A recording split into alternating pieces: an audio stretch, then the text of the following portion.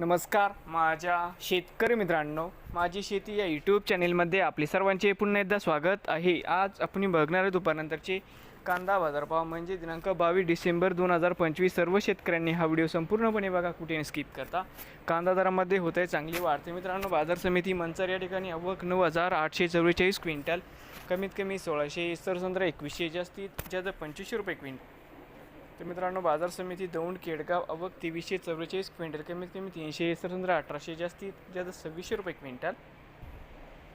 बाजार समिती शिरूर या ठिकाणी आवक 3390 क्विंटल, कमीत कमी 200, सरसंद्रा 1400, जास्तीत जास्त 2300 रुपये।